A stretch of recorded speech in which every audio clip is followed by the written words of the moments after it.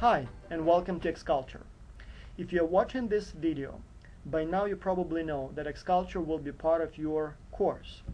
So for the next 2 months or so, you will be working with people from all around the world in global virtual teams, experiencing challenges and learning best practices of international collaboration. First of all, I would like to point out that there are 2 documents that will give you pretty much all the answers to all the questions that you have. One is student's instructions file. That one is designed to basically tell you step by step what needs to be done. A dry document, 2 or 3 pages, just tells you what needs to be done. The other document is much longer, about 30 pages, and that's the XCulture training file. That one contains lots of details on the little things that you need to do, as well as reviews very thoroughly all kinds of online collaboration tools that are available to you for free, from how to use emails, Skype, Google Docs, Google+, Facebook, all those kinds of things that your team can use to make it possible for you to work together. Now, the main idea of XCulture is the following. In fact, I'll just tell you a story and you will know what I'm talking about. So when I started teaching international business, one of the problems I had, or one of the challenges that I had, was that my students would be sitting in the classroom at their desks, and I will be telling them about international business, but it's not quite the same thing as really experiencing international business. So I thought it would be nice if I could let my students work with people from other countries, and by working together, they would learn international business firsthand.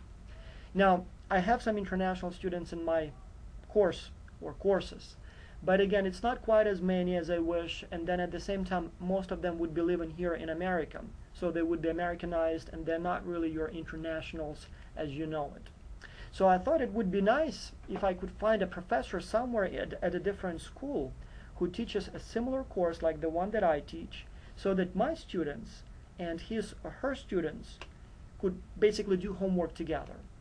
So I sent out a call for participants through the Academy of Management listserver and asked, hey, if you teach international business, why don't you team up with me and let our students work together? To my big surprise, I got about 25 replies within the first hour or so. So there were many professors out there who wanted to work with me on a project like this.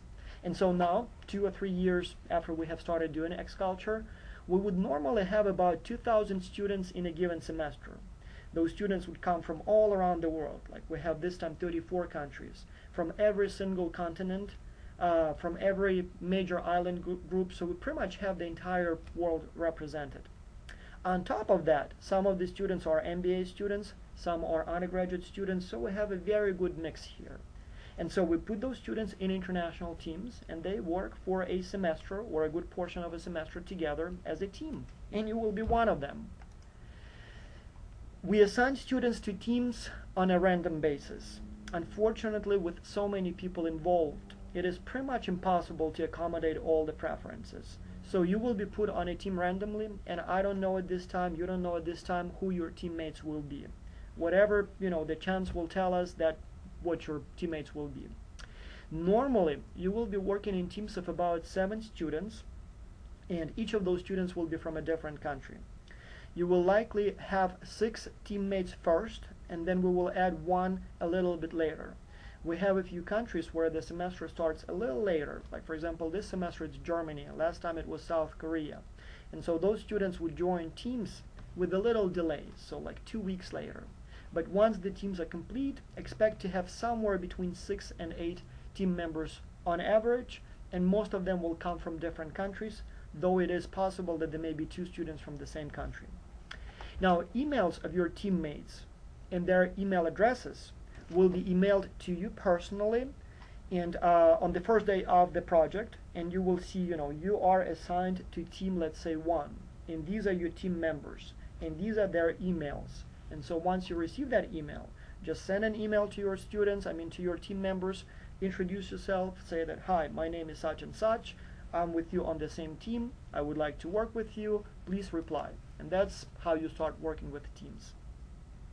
Now, in terms of the task that you will be working on, you will be basically writing something like a business plan. but a real business plan, it's a big, thick document with lots and lots of details. You will not have much time to write a real business plan, so you will be writing more of a business proposal.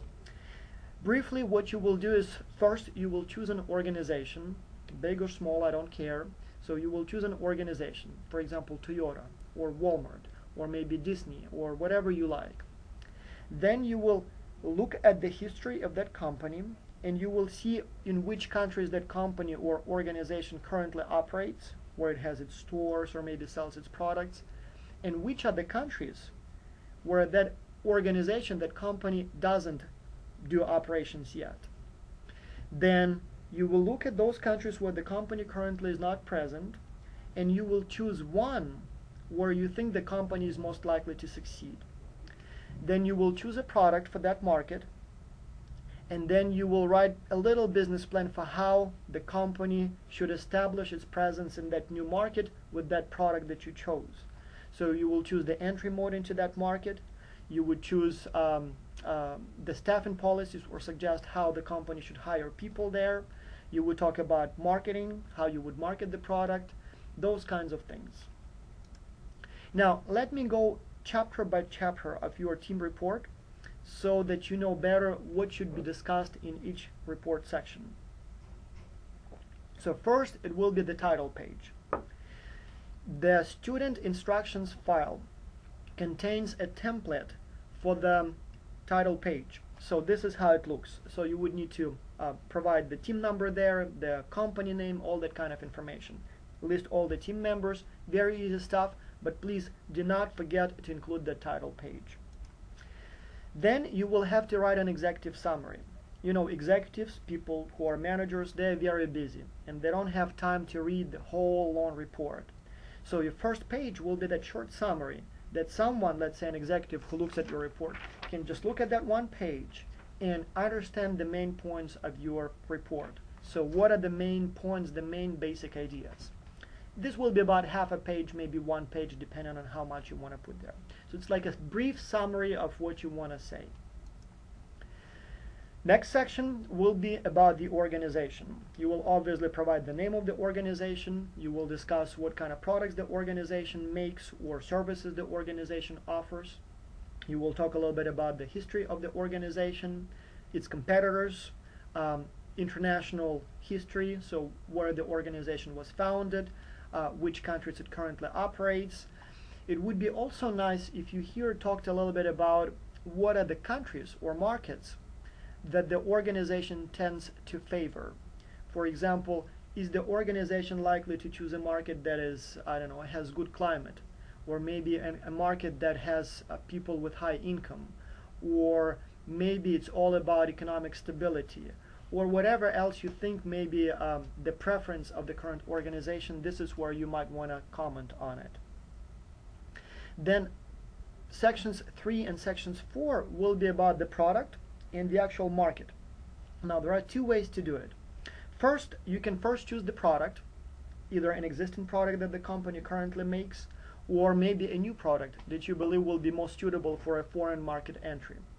And then once you know what the product is, you would choose a country that is the best country where that product can be sold. That's probably the best way to do it, but you might want to also approach it from a different perspective.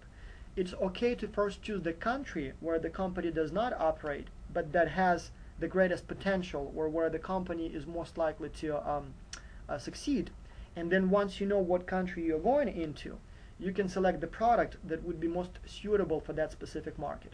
Either way is fine, but it's very important that you do proper market analysis when you're deciding where the company should go.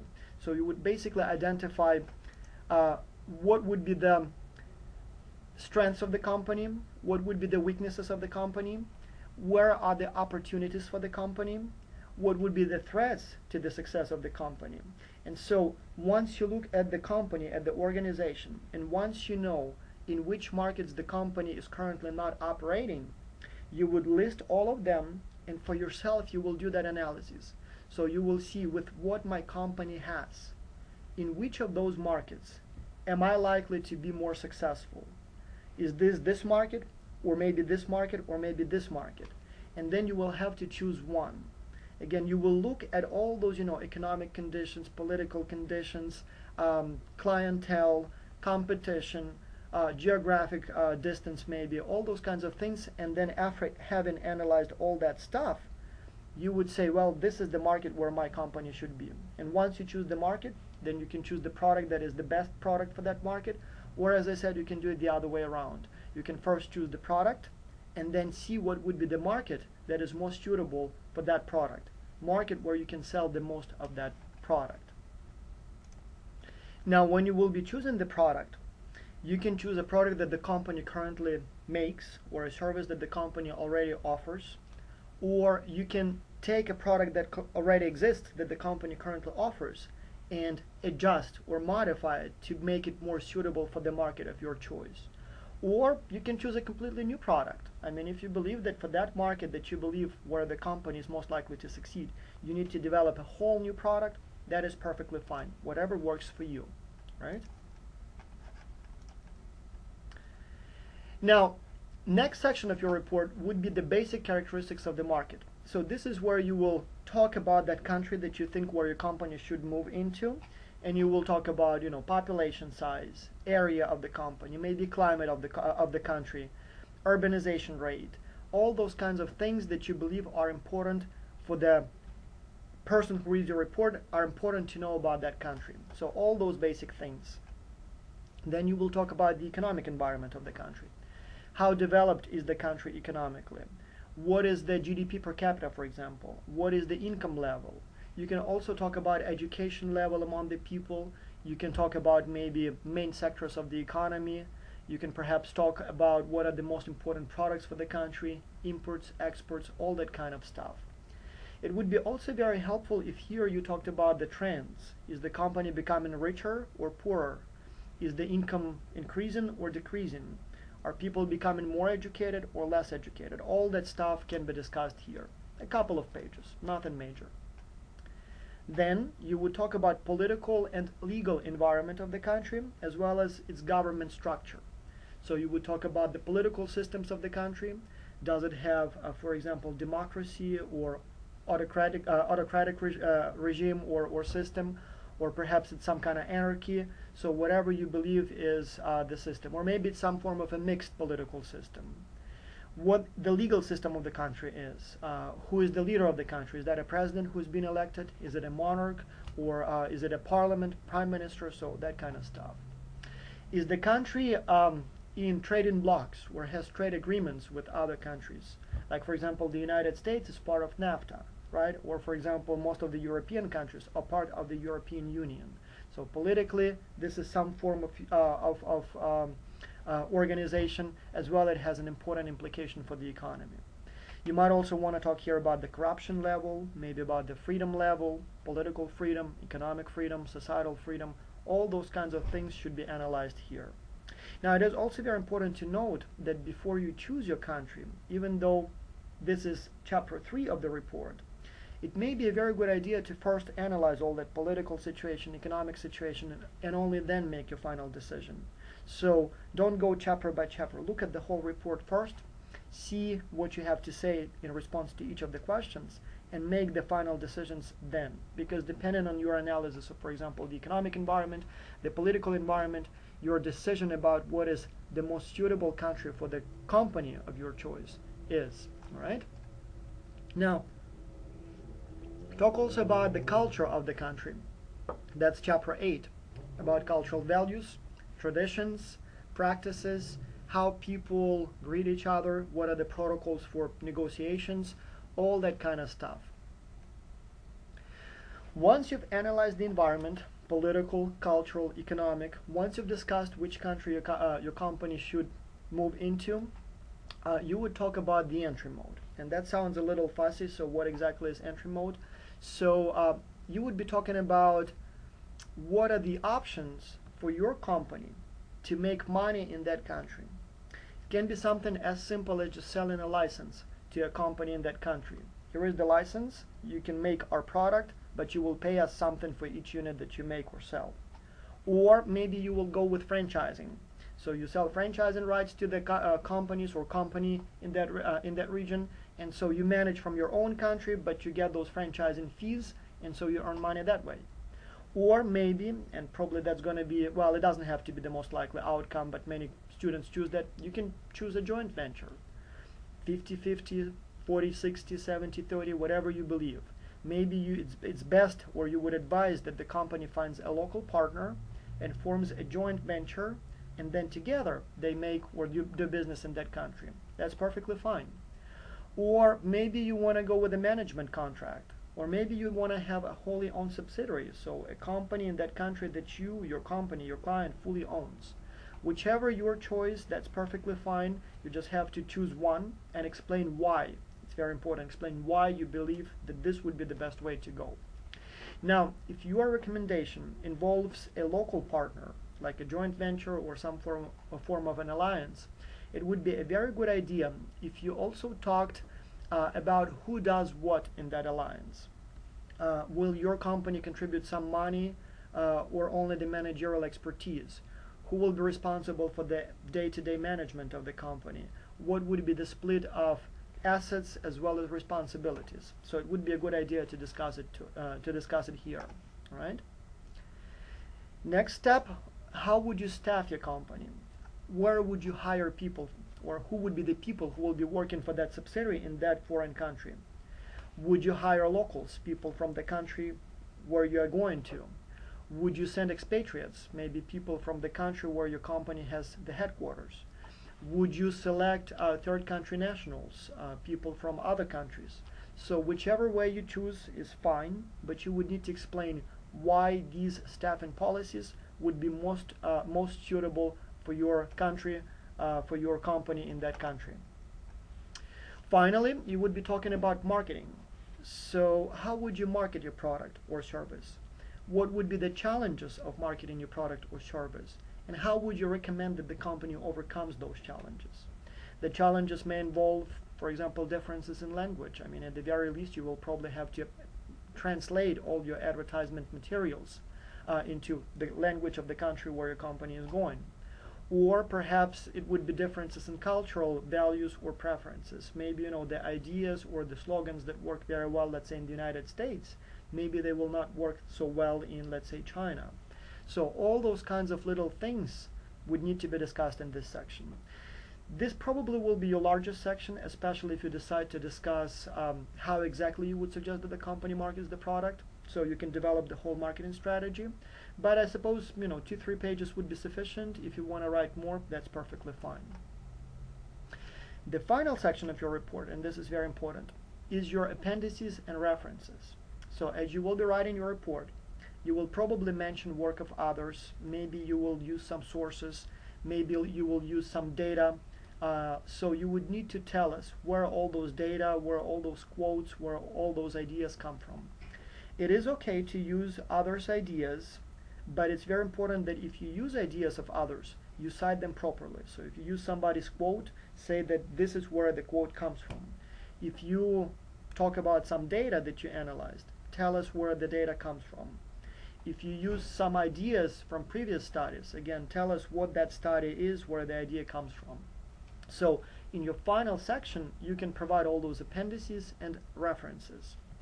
Your student instructions file, as well as the XCulture training files, have more details on what is the proper way to cite works of other, as well as, and this is very important, you have a whole section on what is plagiarism. So make sure that you do not copy and paste work of other. Make sure that whatever you do are your original ideas.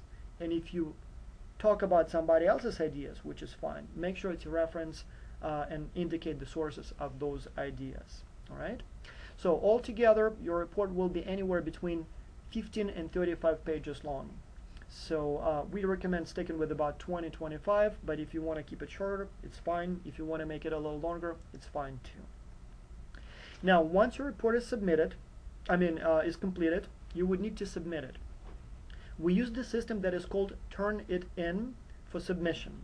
It looks very much like Blackboard, if your school uses Blackboard, or Web Plus, for example, or WebCT, I believe it's called, right? So you would just go to a website and submit your file there.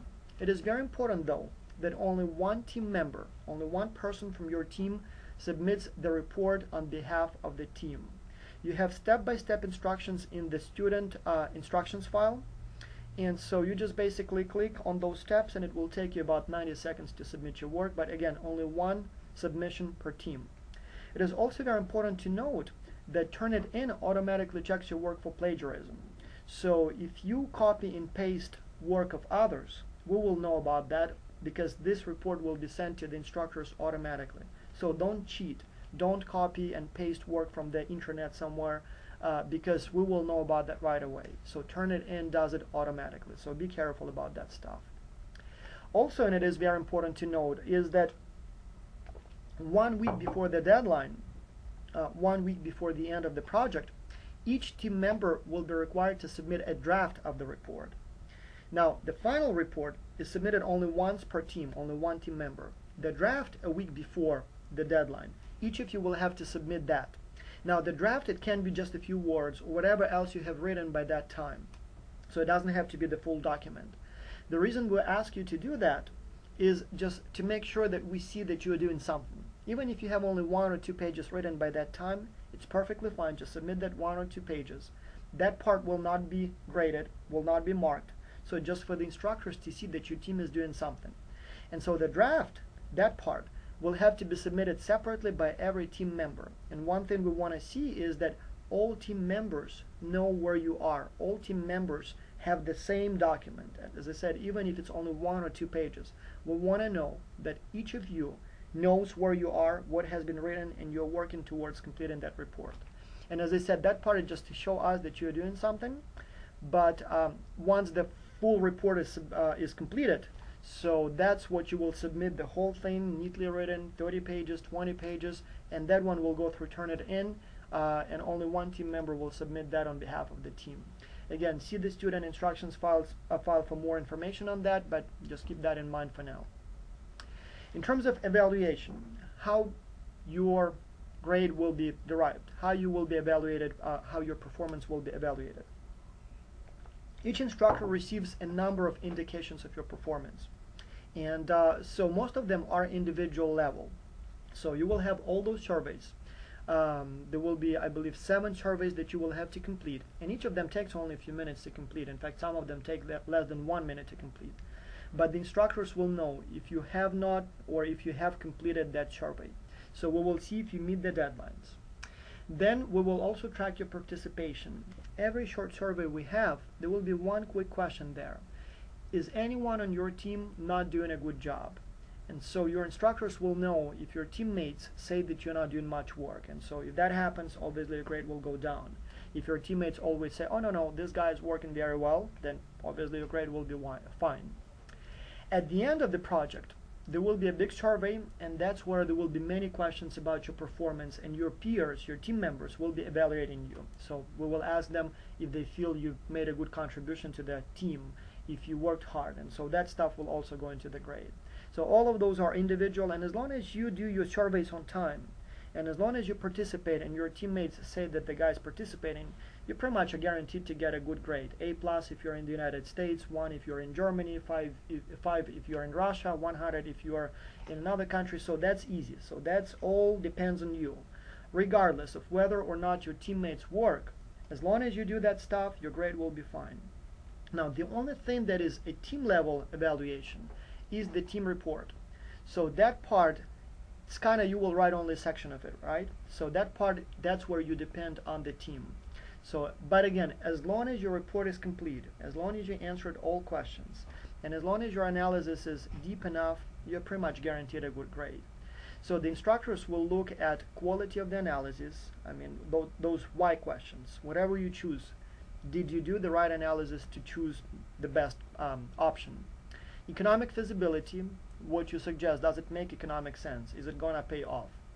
Clarity of your presentation, is the report neatly written? Are there many mistakes in the report?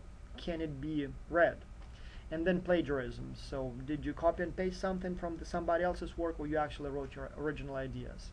Normally students get very high grades for this stuff, so as long as you're doing your best, chances are you will get a good grade. And as I said, just about every deadline or every indicator of your performance is individual. So regardless of how well or how poorly your team works, you still will get a good grade. Communication. You can use any tool, any method for communicating with your teammates. The project was deliberately designed so that there is no website or no proprietary tool that you must use to communicate with your teammates.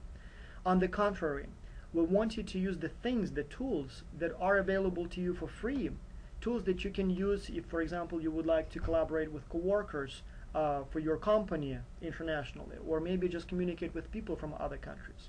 So you can use email, Google Docs, Google+, Facebook, Skype, telephone, Dropbox, Doodle. All those tools are perfectly fine to be used, and in fact we encourage you to use more of them. Thus, the Xculture training file contains, pretty much most of that file is information how to use those tools. I mean, obviously you all know what email is. Probably most of you have used Skype. I am guessing that most of you never used Dropbox, probably haven't used Google Plus or Google Docs that much. So that file gives you information for what those tools are for and how to use them. You would see screenshots, step-by-step instructions, and even links to videos that show how those tools can be used. Like each of those videos is only like 1 or 2 minutes long, but will give you some idea for how to use those tools. So anything you want, anything that works best for your team, you can use for communication.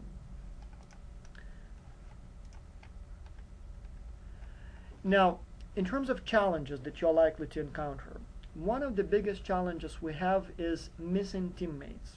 It is unlikely to happen, but it does happen sometimes.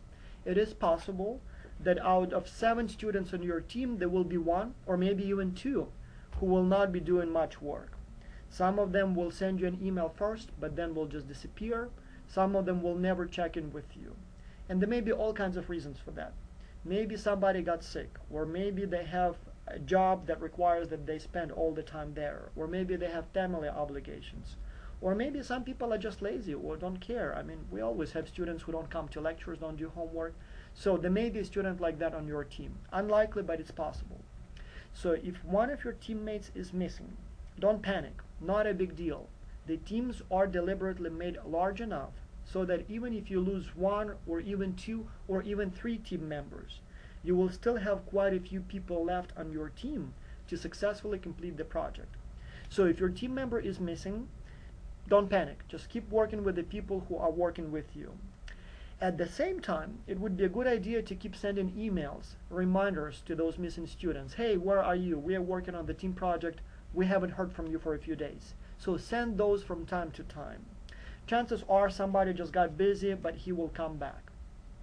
It is also very important to plan on that person coming back. There is a possibility that there will be someone who will not do anything for the whole semester. We have cases like that. There may be a team member who will just, sleep all semester and you will never hear from him or her. Chances are, though, that at the last day or last week of the project, the student will email you and say, yes, so how can I help? What can we do? You have to have a plan for that. I mean, if you are done with the project by then, it would be kind of not very nice if you say, well, we don't need your help anymore. Everything is done. So plan on that person coming back. Chances are that person will come back because they still have to get the grades, the marks for the course. So plan on that. And if they never come back, or they come back 10 minutes before the final deadline and there is really nothing the student can do, well, you will have the post-project peer evaluations. You will have that big survey where you will comment on performance of each of your teammates. Just give your evaluations to that student. He didn't work, she didn't work, bad. And the instructors will give him a poor grade, poor mark for his participation. So, students often make a lot of mistakes when they participate in a project like this. One of the most common mistakes relates to how students distribute the workload. The typical way, or the traditional way in which teams work, is that they divide the workload by chapter. So there would be, let's say, 7 students, and you have about 8 or 9 questions that you have to answer. And the students would say, you, for example, work on chapter 1 of the report. You will work on chapter 2, chapter 3, and so on and so on. And then once they've decided that, they would work for the whole semester, each writing his own section, his own or her own 2 pages or 3 pages. And then at the end, they just put them together and submit as a report. That is a very, very bad idea. Don't do it that way. The strength or the advantage of teams lies in synergy, in cooperation, in collective work. So a much better way to do it would be if you as a team had a brainstorming session first and all together looked at every single question in the student's instructions file and tried to generate ideas for each of them. For example, let's say you decided to look at the best entry mode. So it wouldn't be just one student who is assigned to work on this section, but all of you think, well, what should we use as an entry mode? Should it be franchising? Should it be joint venture? Should it be wholly owned subsidiary? Why and how? So you exchange ideas. Then you do the same thing for marketing. So what would be the challenges of marketing a product in that country? And not one student who's responsible for that section works on that. Every member of the team, the whole team, thinks, well, these are the challenges, maybe this, maybe this, maybe this, maybe this, and you write it all down. And then when you have all the ideas for each of those report sections, that's when you can split your work, and that's when you can decide that maybe you will write up this section using the ideas that we all have generated. Maybe you will work on this section, and again, using ideas that we all have generated. So that's when you will have that period when you may work each on your own task. But then, even then, once each of those sections is written, rather than putting them all together just like that, it would also be advisable that you get together one more time, maybe put all those ideas in one document, but each of you reads every single section of the paper, and then again comments, provides feedback, maybe criticism, so that you again share ideas, work together. And then using that feedback, using that criticism, using those comments and suggestions, you again go home, do some more work, revise your section, and only then you put everything together, read the whole document, see if there are any other changes are needed, and submit it. So it is very important that you exchange ideas at every stage of the project, and not just simply split the workload by section and never read each other's work. It may also be a good idea to split the workload based on function. So you may, for example, assign one student to be responsible for finding data, one student to be responsible for maybe coordination and management and administrative function, maybe one student who is native speaker of English. Perhaps that student will read everything and then correct all the grammar errors, maybe write it in a better way, so that all the other students just have to put together ideas, whereas the copy editor, as we can call that student, can then copy edit everything and make it sound well or good. So whatever works for your team, it's fine, but just be very careful when you decide how you want to split the workload. Another big challenge is leadership. Many teams would not have a formal leader, and as you know, we will not be assigning leaders to you. So all you will get is just names of your teammates and their emails. We will not tell you that you will be the manager of the team or the leader of the team. That is something that you as a team will have to decide. We don't really care how you do it, so if you want to have no leader, that's perfectly fine. If you don't want to have a formal leader, but you would like to have maybe some kind of informal leader, that's fine too. Multiple leaders, no leader, that's perfectly fine. But studies show, or our experience shows, that when a team has a leader or a person assigned to kind of manage the team performs much better. So we recommend that you perhaps, have some kind of election, or maybe see who is interested in doing that administrative work. And then at the same time, if you don't have a leader, and it just seems like you're not going anywhere, you don't know what needs to be done, nobody knows what's going on, then be proactive. Maybe don't wait and you become a leader. You take authority and responsibility. Chances are that all 7 members of your team would like to do something, and they just don't know where to go. They just wait for somebody else to make those decisions or show those directions, and that somebody may be you. Again, you don't have to be, but if nothing's happening and if you feel like you need some authority in your team, try to be that authority figure. Now, when the project will be over, you will receive a certificate, and it will look something like what you see here on the picture. Important. I've heard many times from students that this thing actually helped them get jobs. they would have a job interview, and they would be talking about this and that, and then at some time they show their certificate, and then all of a sudden the interviewer would be like, oh, that's interesting, so you have documented experience of cross-cultural collaboration. This is interesting, so, and then student is much more likely to get a job. What's next? Well, when the project is over and when you have received your certificate, there will be one more thing that you will be able to participate in, and this is a conference. For the first time this year, we are inviting students to attend a conference that most of the instructors are attending anyway. This time it will be the Academy of International Business meeting here in the United States in Florida. And so we invited students who participated in the previous semesters to come to that conference. And quite a few are coming, so we will have a similar conference for you next summer. And so you and your team members will be invited as well. We may even have some funding for members of the best teams. I cannot promise anything, and probably even if we have the funding, it will not be full expenses, all expenses covered. But we may have some little stipend, travel stipend for you. And so if you choose to come, you may actually meet your team members face to face. It will be fun, I hope. One thing we also want to do is involve corporations into the project. All these projects that you write, many of them will be containing interesting ideas. Many of them will actually be very good. And our hope is that one day the company for which you write the proposal will actually read it, maybe like it, maybe even invite you to their corporate headquarters. The CEO will shake your hand, maybe offer you some form of, I don't know, internship or maybe even a job. We don't know how it will go. So when you will be choosing your company, try to choose something that perhaps, I don't know, maybe you have some connection to, or maybe it's a large company that it, is likely to offer many jobs every year to all kinds of people.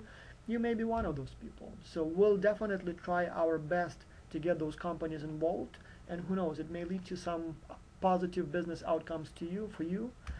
We can't promise that, but we are definitely working on that, and hopefully someday we will see that happen. Now, you all are students. Most of you are business students, people who will be the business leaders of tomorrow. You will own companies, you will manage companies, you will work for companies. So we will try to create a network or a system so that you can keep in touch with one another. Maybe one day you will have an idea and you will want to share it with people in the business community. And so X-Culture students, people who were on your team, people who just participated, maybe that network for you. So we'll see how it goes, but we are working on creating that professional network, and so any ideas that you have would definitely be appreciated. And don't be afraid if one day we will ask you to maybe mentor the next generation of X-Culture students. Now you're just starting that, you don't know what's going on, but who knows, and if you, once you're done with your project, in a few months, you actually may become an expert on cross-cultural collaboration. And when we will be doing the X-Culture project again, perhaps you will agree to maybe mentor or help our new future generation of students and share your advice. Maybe we'll interview one day and include your comments in a video like this. So it's not me talking, it's actually someone who participated in the project. Anyway, good luck. Welcome to the X-Culture project again, and I hope it will go well for you.